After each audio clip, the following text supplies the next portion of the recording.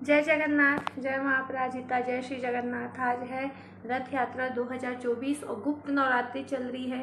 तो आज मैं आप सभी से अपना अनुभव शेयर करूंगी।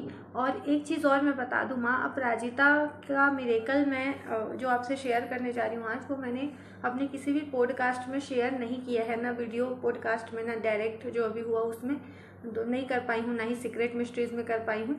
तो इसलिए ये चीज़ मेरी बतानी रह गई थी, मुझे याद आई तो मुझे लगा आप लोगों से साझा करनी चाहिए मुझे।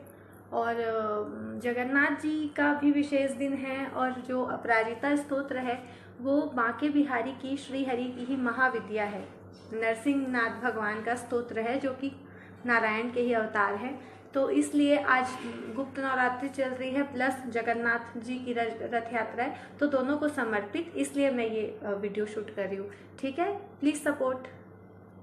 फैमिली के साथ, अपनी सिस्टर और मम्मी बुआ सबके साथ वहाँ गई थी राजनांदगांव। चाची भी थी हमारी एक, मतलब फैमिली वाले गए थे राजनांदगांव में। बमलेश्वरी माँ के दर्शन करके, बड़ी बमलेश्वरी, छोटी बमलेश्वरी, फिर आके हम लोग राजनांदगांव गए थे माँ काली जी के मंदिर।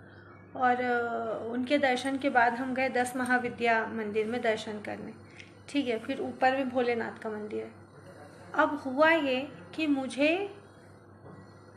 रोने की आवाज़ आने लगी मेरे दोनों कानों में। ठीक है, और वो ऐसा रोना कि कोई सिसक सिसक के कोई रो रही है, जैसे कि मतलब ऐसा, मतलब कोई माफ़ी मांगना चाह रहा है, इतना भयानक दर्द में कोई रो रहा है। मैंने उस चीज़ को इग्नोर किया।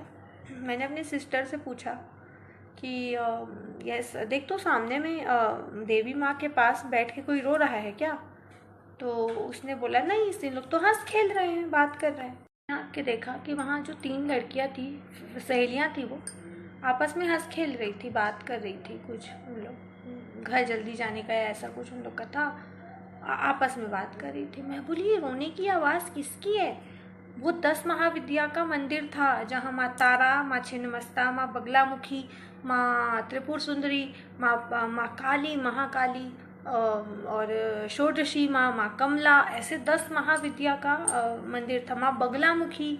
ठीक है, और वहाँ मुझे वैसी आवाज़ आ रही थी। मैं बाहर निकली उस मंदिर से, मुझे आवाज़ आनी बंद हो गई। और उस टाइम पे मैं अपने शत्रुओं से परेशान थी, सच में बहुत परेशान थी। बाद में मेरे जहन में ये बात आई कि वो मेरे शत्रुओं के रोने की आवाज़ थी। वो सिसक सिसक के रो रही थी, मतलब मेरे अपराजिता स्तोत्र करने के प्रभाव से उनके जीवन में खलबली मची हुई थी। माँ ने न्याय किया था मेरे लिए।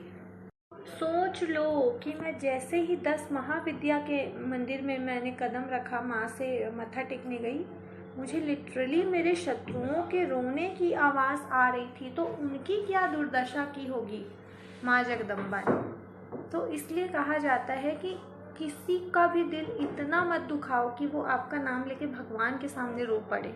क्योंकि जब भगवान अपने भक्त को बचाने पे आते हैं ना, तो वो सेम चीज़ उसके दुश्मन के साथ करते ही करते हैं, अपने भक्त को न्याय दिलाने के लिए। तो आप समझ सकते हो कि अपराजिता स्तोत्र की शक्ति कितनी ज़्यादा है, और वो कैसे तुरंत अपना प्रभाव अपने भक्त के लिए दिखाती है और उसके शत्रुओं से उसको बचाती है। और उनके किए सारी चीज़ें, काली चीज़ें, हाय कर्स टोक, सब उस शत्रुओं की तरफ ही माँ बगलामुखी, माँ अपराजिता पलट देती है। जय माँ काली, जय श्री महाकाल। ये मेरा खुद का अनुभव था। आपको कैसा लगा? Please subscribe my channel.